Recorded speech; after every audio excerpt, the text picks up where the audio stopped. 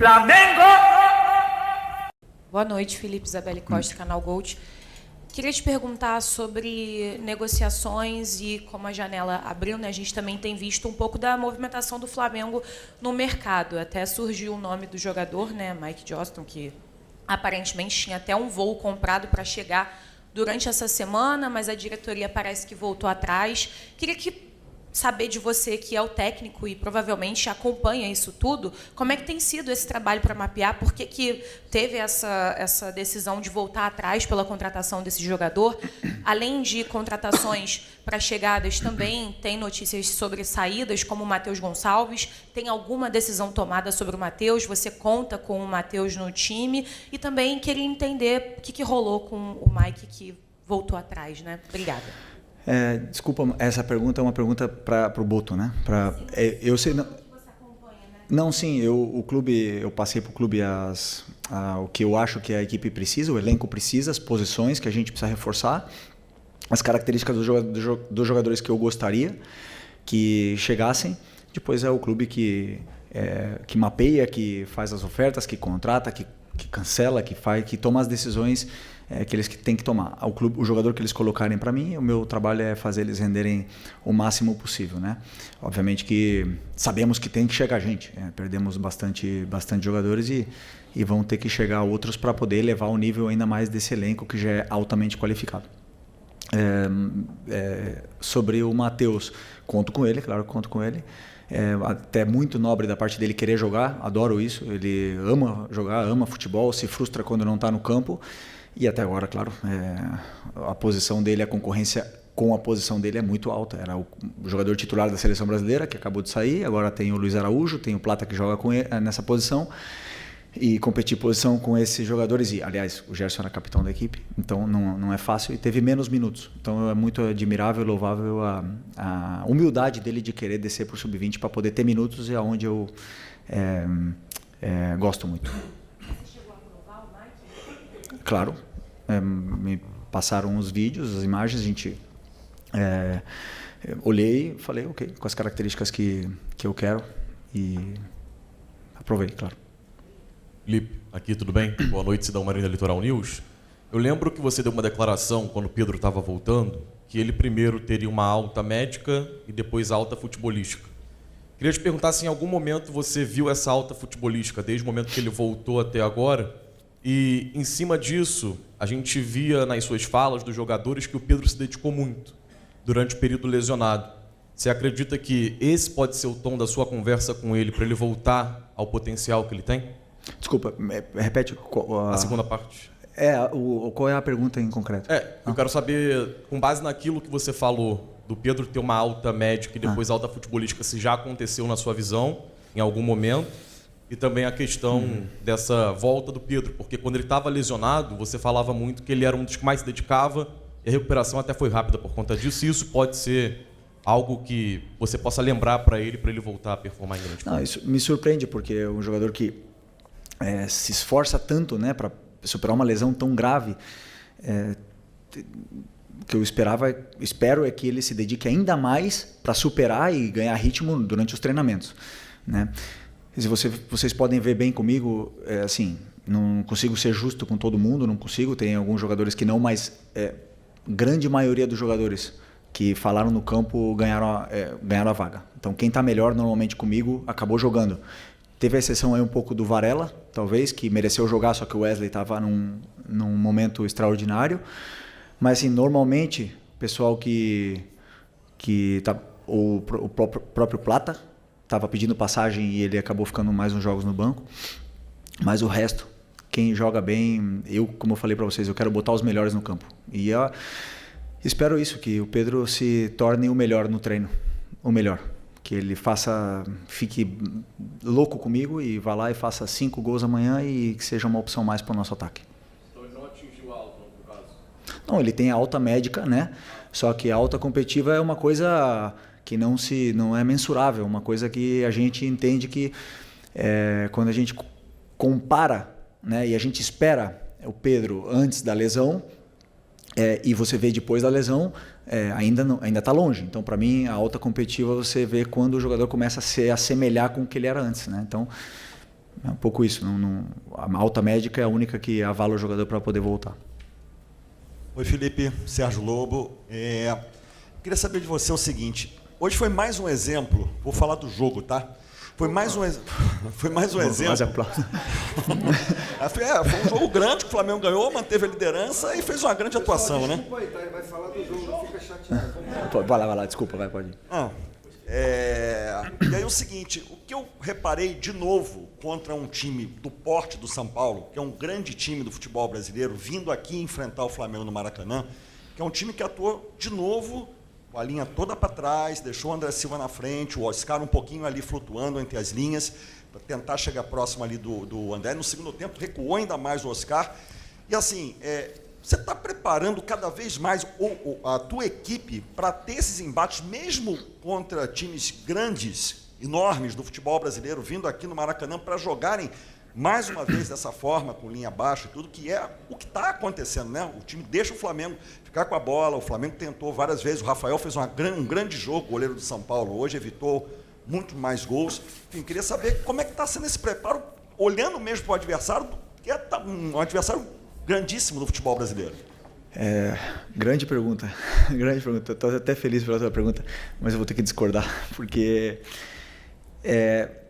sobre a minha visão do que eu li nas notícias do time que ele preparou para enfrentar o Flamengo, é um time que ficou baixo, não é um time que veio para jogar baixo, é um time que ficou baixo e veio, é um time que veio para jogar, montado para jogar com jogadores com bom pé. Não veio para se defender, porque se fosse para se defender, teria vindo com outros jogadores. Só que a pressão asfixiante dos atacantes não deixou eles jogarem. E aí eles tiveram dificuldade de sair, e o nosso time depois conseguiu sair, não sempre, e você pode ver como eles não vieram baixo, que o Rossi teve que dar mais de 4 lançamentos longos no primeiro tempo. Então eles vieram para pressionar. Desculpa discordar, um pouco, mas o fato de o time conseguiu encontrar soluções e os espaços que o São Paulo estava deixando, empurrou o São Paulo até embaixo. Então, com esse 5-3-2, acabaram fechando, bloqueando bastante o meio, e a gente só conseguia entrar por fora. Mesmo assim, fizemos muitas chances e... Estou com frio aqui.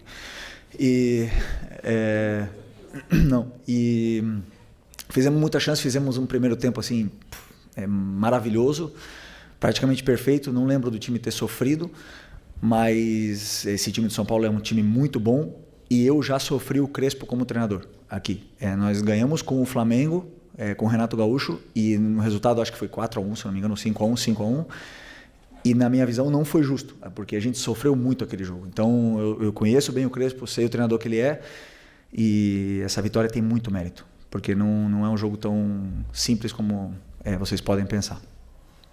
Aqui, Felipe, boa noite.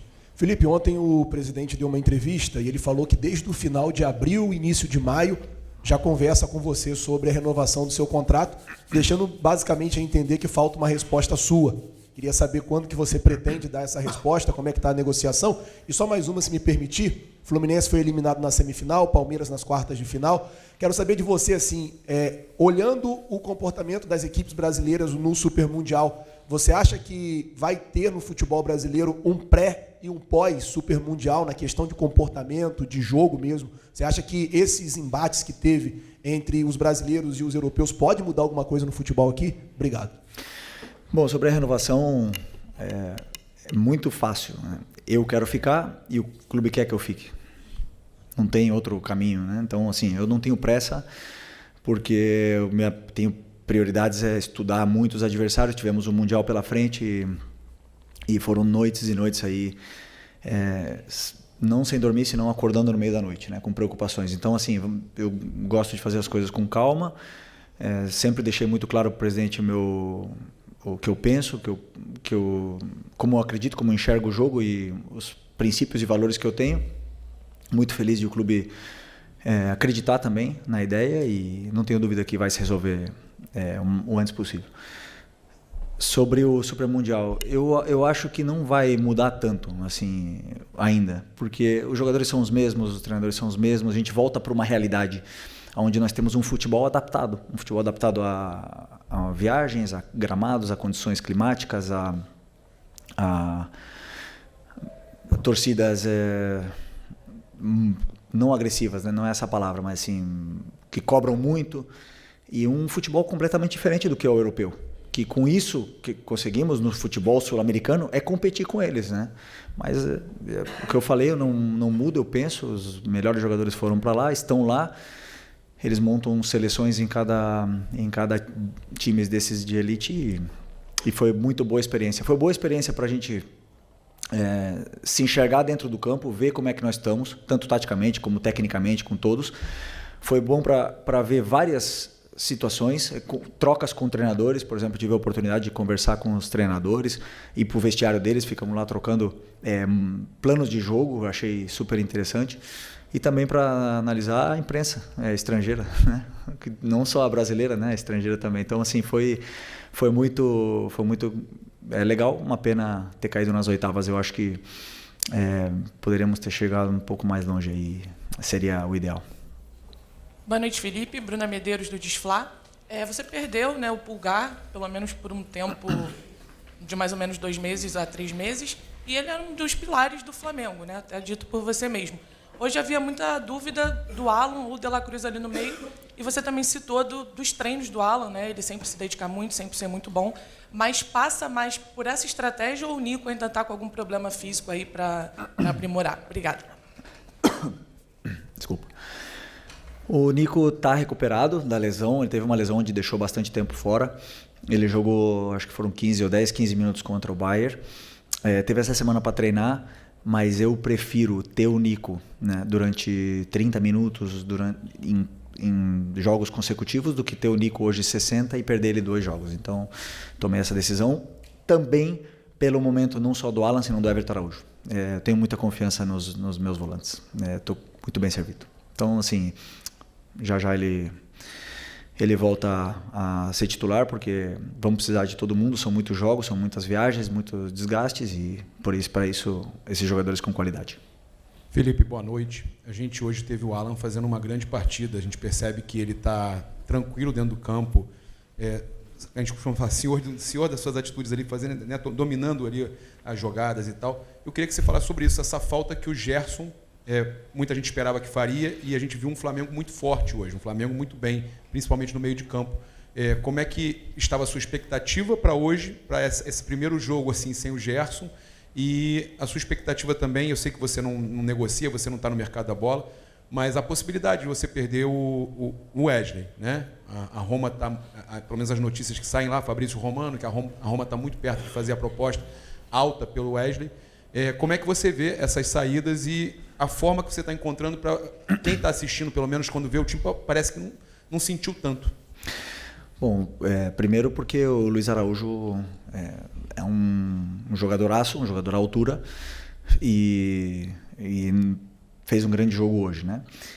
Evidentemente, perdemos o nosso, até então, capitão, na qual eu, pessoalmente, sou absolutamente agradecido a tudo que ele fez, por mim e pela equipe. Desejo muita sorte ao Gerson, mas temos que olhar para frente. Ele já não está mais, né? Então, quando não está mais, não temos que ficar falando mais dos jogadores que não estão mais aqui, senão nos que sim estão. E nós temos o Luiz Araújo, temos o Plata e temos o Matheus, que pode jogar aí, e o Lohan, que também joga aí. Então, todos esses jogadores aí, e o Wallace já jogou aí, inclusive entrou aí e fez gol no Los Angeles. Então, por sorte, estamos bem servidos, né, nessa posição. E o que mais? Do Wesley.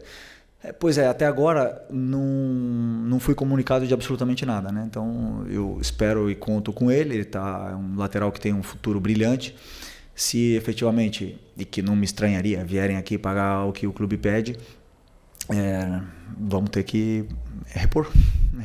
Temos aí o Varela, que todo mundo sabe a qualidade que ele tem, confiabilidade que ele nos passa, mas claro que vamos precisar repor a saída, mas até agora nada.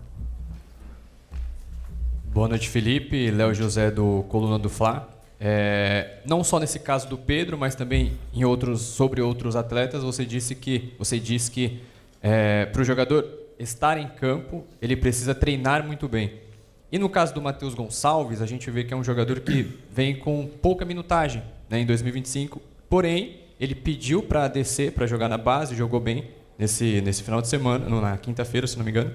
E agora fica a janela aberta. Ele deixou uma declaração ali que gostaria de seguir no clube, mas que também, se precisar seguir a carreira em outra equipe, ele também vai analisar. E o que a gente tem de informação também é que o staff do jogador está com janela aberta para poder ouvir propostas. Eu queria entender a visão do Felipe Luiz sobre o Matheus Gonçalves nesse momento da janela. Bom, como eu respondi antes, né, falei um pouco desse assunto antes do Matheus, ele tem uma coisa que eu gosto muito. Primeiro, ele treina muito bem. Ele se esforça em todos os treinos. Pode estar brabo, pode estar triste, feliz, ele se esforça muito. Depois, tem poucos minutos pela concorrência que ele tem, porque o Danilo também treina muito bem, mas o Léo não dão motivos até agora não dão brecha, que se fala, né?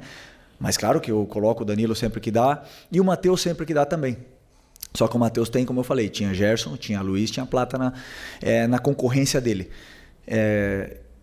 E como eu também disse antes, né, eu vejo o Matheus jogando um pouco mais aberto, né, porque ele é um jogador que não cumpre taticamente exatamente do jeito que às vezes eu peço, mas é um jogador que tem um futuro e um potencial tremendo, que eu até agora não fui comunicado de absolutamente nada, conto com ele e vai competir por posição, né? Depois depende deles aí falar, ir no campo e fazer grandes jogos, fazer gols como ele fez no Sub-20, não só os gols, senão grandes jogos em todas as fases do jogo para poder ter sequência de jogos. Então é isso. Felipe, aqui, as folgas que você deu para os jogadores depois do Mundial, aliadas ao tempo de treinamento, reduziu o desgaste da equipe do primeiro semestre? Você acha que o Flamengo vem mais forte para o segundo semestre com esse tempo que teve? E o Bruno Henrique será o capitão ou haverá um rodízio de faixa? Primeiro, sobre a folga, sim. Eu sempre que podemos, com esse calendário de tantos jogos, assim, eu tento dar livre para eles, porque eles estão muito bem treinados, é um grupo responsável e a gente precisa limpar a cabeça, né? O futebol brasileiro e um clube tão exigente como o Flamengo, às vezes, maioria das vezes o cansaço não é físico, ele é mental. E isso afeta também no corpo. Então, eu sempre que posso, eu gosto que eles se desliguem totalmente, que eles fiquem com a família, façam o que eles quiserem. E tivemos aí, acho que 5 dias ou 6 dias depois do Mundial para poder cada um fazer o que quisesse, né? Então, eu acredito que isso limpa bastante e nos dá a tranquilidade de que esse grupo está com o caminho traçado. É claro que o segundo semestre vai chegar forte com esse número de jogos, com as peças que vão chegar para potencializar ainda mais esse grupo. E sobre a faixa, seguir o que vinha sendo feito por como é que fala? Antiguidade.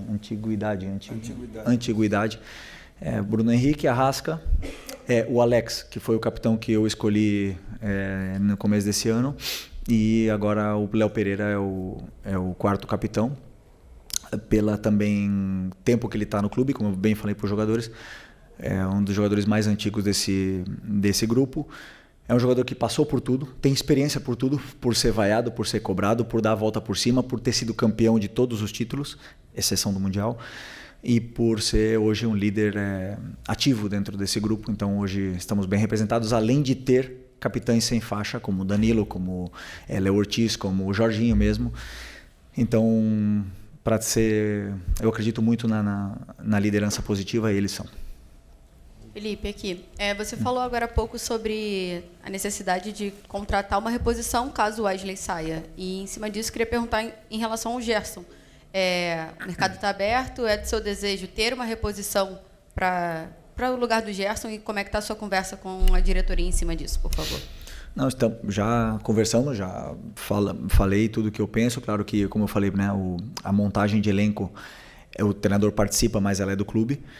E sobre a reposição do Gerson, eu acredito que nós precisamos de meia, né? Um meia onde possa repor o Gerson, mas também o Arrascaeta, que possa fazer essas funções e que possa cumprir esse corredor central. Então, aí o clube está estudando e analisando e fazendo propostas pelos jogadores que eles têm interesse para a gente repor o meio campo.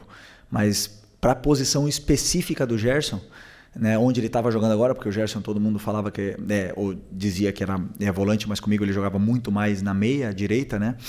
Então eu tenho o Luiz e o Plata, na qual confio muito.